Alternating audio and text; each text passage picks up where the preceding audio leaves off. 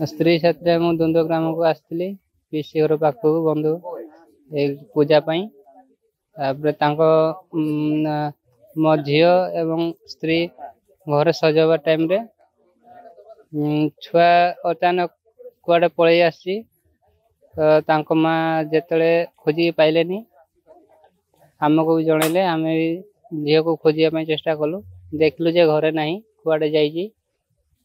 ତାପରେ ଆମେ ପାଣିର ଦେଖିଲୁ ଯେ ନଈ ପାଖ, ନଈର ଦେଖିଲୁ ଯେ ତାଙ୍କ ଚପଲ ଗୋଟେ ପଡ଼ିଛି ଭାସୁଛି ପାଣିର।